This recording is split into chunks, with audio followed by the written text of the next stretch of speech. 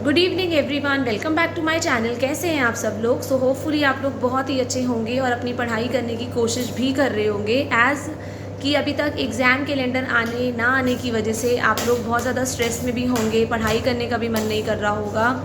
वो सबके साथ होता है, वो आपके साथ नहीं है ऐसा। वैसे तो DSSS भी अपने एग्ज़ाम्स जो होता है टाइमली ले लेता है, बट इस बार थोड़ा सा प्रॉब्लम हो गया है क्योंकि DSSS के बाद बहुत सारे एग्ज़ाम्स हैं जिनको कंडक्ट कराना है। तो 2 एग्ज़ाम्स जो TGT के कैंसिल हुए हैं, साथ में एक नर्सिंग ऑफिसर का कैंसिल हुआ है। जो हमारे नेक्स्ट एग्ज़ाम कैलेंडर होगा, आप लोग पूछ रहे थे कि हमारा ये आपका TGT पंजाबी का जो कैंसिल हुआ है, TGT उर्दू का कैंसिल हुआ है, नर्सिंग ऑफिसर का कैंसिल हुआ है, तो ये एग्ज़ाम हमारा कब तक हो सकता है? तो ये एग्ज़ाम आपका 99% तो यही है, 1% तो मैं भी नहीं बोल सकती हूँ, पर 99% यही है कि जो आपका अगले हफ्ते 10 दिन में एग्ज़ाम कैलेंडर आएगा उसके अंदर आप लोगों की एग्ज़ामिनेशन डेट ज़रूर आएंगी। और अगर हम लोग बात करें बाकी के एग्ज़ाम्स की, PGT की बात करें, TGT की बात करें, NTT की बात करें, तो मैं आप लोगों को ये बता दूं कि अभी भी चांसेस ऐसे हैं 50-50। आपके एग्ज़ाम इस साल भी हो सकते हैं और अगले साल भी हो सकते हैं। I am not sure about it. क्यों? क्योंकि मैं आपको कोई रॉन्ग इन्फॉर्मेशन दूंगी तो आप लोग मुझे ये बोलेंगे कि एग्ज़ाम आपने तो ये कहा था। तो अभी आप लोग बार बार पूछ रहे हैं कि TGT हिंदी का एग्ज़ाम इस साल होगा या अगले साल होगा, SST का जो होगा इस साल होगा अगले साल होगा। मैं आपको ये बता रही हूँ कि या तो आपका एग्ज़ाम नवंबर मंथ में होगा, और नवंबर में भी होना होगा तो आपका 30 नवंबर से या 25 नवंबर से पहले हो जाएगा। बट येस, चांसेस वैसे यही बन रहे हैं कि अगले साल ही एग्ज़ाम शिफ्ट होंगे। बट तभी भी मैं आपको हमेशा बोल रही हूँ कि DSSS भी कभी भी कोई भी सरप्राइज़ दे देता है। इसीलिए अपने एग्ज़ाम की तैयारी आप ये रखिए कि आप लोगों का एग्ज़ाम जो है दिसंबर में है, आपका एग्ज़ाम जो है नवंबर में है, और आप लोगों को एट एनी कॉस्ट 15 अक्टूबर तक अपना सिलेबस जो है कंप्लीट करना है, ताकि आप लोगों के पास एटलीस्ट 20-25 दिन ऐसे हों जिसमें आप सिर्फ रिविज़न कर सकें। अपने पास मल्टीपल बुक्स मत रखिए पढ़ने के लिए। आई नो कई बार कोई फ्रेंड बोल देता है कि ये वाली बुक अच्छी है, तू इसे ख़रीद ले, इससे कर ले। हम लोग यूट्यूब पे देख लेते हैं ये बुक बहुत अच्छी है, इससे कर ले।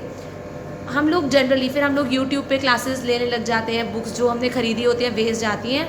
यूट्यूब पे क्लासेस ले रहे हैं, देन वेल एंड गुड, बहुत अच्छा है, लेकिन एक सिंगल बुक अपने पास ज़रूर रखिए जिससे आप लोग पढ़ते हैं। क्योंकि कई बार क्या होता है, यूट्यूब पे भी हम लोग इतना अच्छा नहीं कर पाते हैं। कई बार मन करता है यूट्यूब से करें, कई बार मन करता है कि अपनी बुक लेके साइड में बैठ के पढ़ाई करें। बट येस, कोई भी बुक लें, अच्छे ऑथर की बुक लें। आजकल जितनी भी DSSS की कंपटीशन की बुक्स आ रही हैं, they are well and good. आप लोग प्रतीक शिवालिक सर की बुक भी ले सकते हैं, आप अध्ययन मंत्रा की भी ले सकते हैं, आपकी एग्ज़ाम कार्ड की बुक आती है वो भी ले सकते हैं। सारा सबका जो कंटेंट होता है ना, इट मीन्स ऑलमोस्ट सेम ही होता है, बस थोड़ा सा लैंग्वेज का डिफरेंस होता है। बट येस, जो आपकी ग्रामर की बुक्स हैं, हिंदी की ग्रामर है, इंग्लिश की ग्रामर है, जो स्कूल्स में लगी होती हैं, स्पेशली NCERT, मैं उनको रेफ़र करूँगी कि आप लोग वो ज़रूर लें। और मैथ्स के लिए भी मैं यही बोलूँगी, पहले आपके NCERT के कंसेप्ट्स, अगर आप लोगों का मैथ्स जो है बिलो एवरेज है, बिल्कुल ही पुअर है, तो आपको NCERT के कंसेप्ट्स 4th-5th क्लास से लेके 8th क्लास तक पूरे क्लियर करने ही पड़ेंगे। Otherwise there is no way to shortcut. Maths के अंदर शॉर्टकट कोई नहीं है। जब तक आप लॉन्ग वे से नहीं गुजरेंगे, लॉन्ग मेथड से नहीं गुजरेंगे, शॉर्टकट्स आपको कभी भी समझ में नहीं आएगा। मैं DS सर की क्लासेस आपको बताती हूँ, बट उसमें भी थोड़ा बहुत आपको इसके लिए भी अटेंड करने के लिए थोड़ा बहुत मैथ्स का नॉलेज होना बहुत ज़रूरी है। वो आप लोग DS सर क्लासेस से भी कर सकते हैं। बट येस, पहले आप लोग बुक से पढ़िए, थ्योरी पढ़िए। अगर आपके को लगता है कि आपका सारा का सारा सिलेबस हो गया है, सिर्फ मैथ्स बचा है, तो मैथ्स पे थोड़ा सा ज़्यादा फोकस करिए। GK की बात करें तो करंट अफेयर्स तो इतने सारे हैं कि किसी भी पर्सन के लिए इम्पॉसिबल है सारे के सारे करंट अफेयर्स आना। तो करंट अफेयर्स आपको पता है 3-4 ज़रूर आते हैं 20 नंबर में से। उन 20 नंबर में से आपको जनरल साइंस की, ऐसा नहीं है कि सिर्फ GK आएगी, आपकी जनरल अवेयरनेस में आपकी जनरल साइंस भी आ जाएगी। उसमें आपको साइंटिस्ट के नेम आ सकते हैं, आपको डिस्कवरीज और इन्वेंशंस के बारे में आ सकता है। देन इंपॉर्टेंट डेट्स कौन से हैं, जनवरी में, फरवरी में, मार्च में, अप्रैल में, जो भी पूरे साल के इंपॉर्टेंट डेज होते हैं, ये आपको पता है कि स्टैटिक GK है। ये चीज़ें ऐसी हैं जो कभी भी चेंज नहीं होती हैं, तो ये चीज़ आप अच्छे से करिए। करंट अफेयर्स एक बार को छोड़ देंगे कोई प्रॉब्लम नहीं है, बट येस, एटलीस्ट अपने 15 नंबर ऐसे रखिए कि हाँ, अगर 20 नंबर की GK आती है तो मैं एटलीस्ट 13-14 नंबर स्कोर कर पाऊँ या मतलब जो भी है आप कर सकती हूँ या कर पाऊँ मैं। तो आप ये चीज़ ज़रूर रखिए। और साथ में आपको कॉन्स्टिट्यूशन बहुत अच्छे से करना है, आपको नेशनल पार्क्स अच्छे से करने हैं, आपको वाइल्ड लाइफ सेंचुरीज़ अच्छे से करनी है, कौन सा नेशनल पार्क कौन सी जगह पे है ये आपको पता होना चाहिए। कॉन्स्टिट्यूशन के जितने भी स्केड्यूल्स हैं आपको पता होना चाहिए, आपको माउंटेन रेंज पता होनी चाहिए, आपको डैम्स के बारे में पता होना चाहिए, आपको फोक डांस, क्लासिकल डांस, ये सारी चीज़ें जो है ना, ये वाली जीके की ऐसी चीज़ें हैं जो बहुत इंटरेस्टिंग भी है और आप लोगों को आराम से याद भी हो जाएगी। इनकी शॉर्ट ट्रिक्स जो हैं आपको क्रेज़ी जीके ट्रिक्स चैनल पे मिलेगी। बिलीव मी, एक बार आप लोग देख के देखिए, आप लोगों को ऐसे टिप्स में याद होंगी ना सारी। सर ने बहुत अच्छे से जीके ट्रिक्स के अंदर शॉर्टकट्स बताए हैं कि किस तरह से आप कौन सी चीज़ें, जब आप वो चैनल देखेंगे ना, आपकी काफ़ी सारी जीके जो है वैसे ही क्लियर हो जाएगी। एक भारत को जानो को बुक है जो मैंने आपको बताया था कल, हालांकि मैंने क्लास ली बट ज़्यादा लोगों ने वो देखी नहीं। आई नो द रीज़न कि ज़्यादा लोगों ने क्यों नहीं देखी, क्योंकि आप लोग चाहते होंगे कि मैं बोर्ड पे क्लास लूँ मैं पूरा, बट अभी एक्चुअली में मैंने कोई भी ऐसा सेटअप नहीं किया है, इसीलिए मैं आप लोगों को कल बुक से ही वीडियो बना रही थी कि आप लाइव एटलीस्ट स्क्रीनशॉट भी ले लें बुक का। मे बी आप में से काफ़ी तरह ने स्क्रीनशॉट भी लिया होगा, ताकि आप स्क्रीनशॉट भी ले लें। और अगर जो सुनना चाहते हैं, कई बार ऐसा होता है जो सुनने से होती है ना चीज़ें, बहुत मतलब जल्दी समझ में आती हैं और जल्दी याद हो जाती है जब हमने सुना होता है।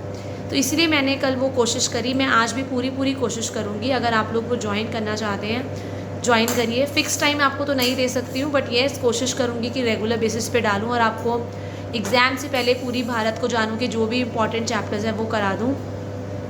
देन हम लोग बात कर लेते हैं रीजनिंग की। तो रीजनिंग को भी आपको कोई भी आप बुक ले सकते हैं DSSB की, मैंने आपको नाम बता दिए हैं। और आप संदीप सर की क्लासेस जो है यूट्यूब पे अटेंड कर सकते हैं। उसमें वैसे तो अगर आपने वो क्लासेस अटेंड कर ली है ना, अगर रोज़ आप 2 या 3 क्लासेस अटेंड कर लें, 40-40 मिनट की है, बट अगर आप लोगों को कंसेप्ट्स आते हैं तो आप लोग 25-25 मिनट में भी ख़त्म कर लेंगे। एक एक कंसेप्ट की एक क्लास है, उससे आपको बहुत हेल्प मिलने वाली है, वो भी आप ले सकते हैं। और बाकी आप रीजनिंग की कोई भी कॉम्पिटिटिव लेवल की बुक्स ले लेंगे, आजकल रीजनिंग हर जगह आती है। और अगर एग्ज़ाम अगले साल शिफ्ट होता है, एज़ यू नो कि केंद्रीय विद्यालय की वैकेंसीज़ भी बहुत जल्दी आपको देखने को मिलेंगी, तो ये याद रखना, अगर DSSB के एग्ज़ाम से पहले केंद्रीय विद्यालय की वैकेंसीज़ आ जाती हैं, वैसे तो पूरे चांसेस हैं अक्टूबर-नवंबर तक आने के, तो आप ये याद रखिए कि 3 महीने के अंदर अंदर आप लोगों का KVS का एग्ज़ाम हो जाएगा। इसीलिए जो एग्ज़ाम्स पहले, अगर आप लोगों ने कोई स्टेट लेवल का भरा हुआ है या कोई और एग्ज़ाम दे रहे हैं, तो वो ध्यान रखना कि जो एग्ज़ाम पहले आपको आ रहा है उसी वाले एग्ज़ाम की आप पहले प्रिपरेशन करें। काफ़ी सारे टॉपिक्स जो होते हैं सेम होते हैं, like English, Hindi, reasoning, maths, ये सारे के सारे कॉम्पिटिटिव एग्ज़ाम में पूछी जाती हैं। तो अगर आप DSSB के लिए प्रिपेयर कर रहे हैं तो डेफिनेटली आपकी बाकी के एग्ज़ाम्स में भी आपको ज़रूर हेल्प मिलेगी। और काफ़ी सारों पे प्रेशर भी ये होगा, किसी के बच्चे होंगे, बच्चे पढ़ाई नहीं करने दे रहे होंगे, बच्चों के एग्ज़ाम्स भी आने वाले होंगे, एज़ सितंबर आ रहा है तो टर्मिनल्स भी आ रहे होंगे, तो यही आपके पास टाइम है कि बच्चों की पढ़ाई के साथ अपनी पढ़ाई पे भी पूरा ध्यान दे सकते हैं। जब बच्चे को पढ़ा रहे हैं अपनी बुक्स भी साथ लेके बैठ जाइए और साथ साथ पढ़ते रहिए। और भी अगर आपको कैसी भी कोई भी प्रॉब्लम है, you can always ask me in the comment session. But मेरे अकॉर्डिंगली मैं बोलूँ तो एग्ज़ाम अगले साल तक ही जाना चाहिए। भले ही काफ़ी सारे यूट्यूब चैनल्स पे ये बोला जा रहा है कि नवंबर में एग्ज़ाम हो सकते हैं, बट जिस तरह से एग्ज़ामिनेशन शेड्यूल इतना टाइट हो रहा है, कुछ एग्ज़ाम कैंसिल हो जा रहे हैं, पोस्टपोन हो जा रहे हैं, फिर नई डेट्स का अनाउंसमेंट कर रहा है DSSB, इस हिसाब से तो मुझे नहीं लगता है कि TGT वाले एग्ज़ाम्स इस साल होंगे। पर let's hope for the best. आपको अगले हफ्ते 10 दिन के अंदर ये चीज़ भी क्लियर हो जाएगी कि आखिर हमारे जो एग्ज़ाम्स हैं कब होंगे। ये सस्पेंस आपका बहुत जल्दी खुलने वाला है, पर टिल द टाइम मेहनत करते रहिए, अपने ऊपर पूरा भरोसा रखिए, नेगेटिव लोगों की सराउंडिंग में बिल्कुल नहीं रहिए। जो लोग आपको डीमोटिवेट करते हैं, बोलते हैं तुझसे नहीं हो पाएगा, आप बुढ़े होके पढ़ाई करोगे, जनरली हम लोगों के पास ये चीज़ें कमेंट्स पढ़ने को आते हैं, but don't reply to them. उनको कोई रिप्लाई देने की ज़रूरत नहीं है। आप अपनी परफॉर्मेंस पे ध्यान दीजिए कि आपको कहीं पे कमी नहीं छोड़नी है। रिज़ल्ट बाकी ऊपर वाले के हाथ में है। आप लोगों ने में से काफ़ी सारे कैंडिडेट्स ये भी बोलते हैं कि अगर हमने अभी पढ़ाई शुरू करी है तो क्या क्रैक हो सकता है। अगर तो आप लोगों का बेस बहुत अच्छा है, आप लोगों के कंसेप्ट बहुत अच्छे हैं, नॉलेज अच्छी है, तो 2 महीने की प्रिपरेशन में भी एग्ज़ाम को निकाला जा सकता है। अगर आप बिल्कुल ज़ीरो हैं, आपको कुछ आता ही नहीं है और 2 महीने आप पढ़ाई करेंगे तो फिर बिल्कुल भी सिलेक्शन नहीं होगा। बट येस, अगर आप एक इंटेलिजेंट कैंडिडेट हैं, ऑलरेडी स्कूल में भी टीच कर रहे हैं या घर में हैं, पर आपके नॉलेज बहुत अच्छी है सब्जेक्ट को लेके, हमेशा बुक्स के आप कॉन्टैक्ट में रहते हैं, बेसिक्स आपके क्लियर है, तो येस 2 महीने की तैयारी से भी एग्ज़ाम को निकाला जा सकता है। बाकायदा उन 2 महीने के अंदर कम से कम आप लोगों का फोकस ऐसा हो कि 6-6 घंटे आप लोग 7-7 घंटे पढ़ाई कर रहे हो, पर 6-7 घंटे में पढ़ाई भी ऐसी करनी है कि 6 घंटे पढ़ रहे हैं तो एटलीस्ट 3-3 4-4 चैप्टर्स निकाल रहे हैं। सिर्फ बुक लेके बैठे हैं और आप कह रहे हैं 6 घंटे पढ़े हैं, तो ऐसा नहीं होगा। बट येस, वो इफ़ेक्टिव स्टडी होनी चाहिए, इफ़ेक्टिव टाइम टेबल होना चाहिए, इफ़ेक्टिव टाइम मैनेजमेंट होना चाहिए।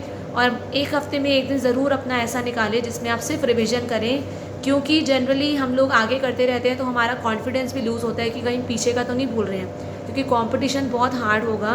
3 साल से बच्चे ऑलरेडी प्रिपरेशन कर रहे हैं, प्राइवेट स्कूल ज्वाइन नहीं करे हैं काफ़ी सारे कैंडिडेट्स ने, तो बिकॉज ऑफ DSSB एग्ज़ाम, इसीलिए अपनी तैयारी में बिल्कुल भी कमी मत छोड़िएगा। तो till the time, thank you everyone, have a nice day and all the best for your preparation.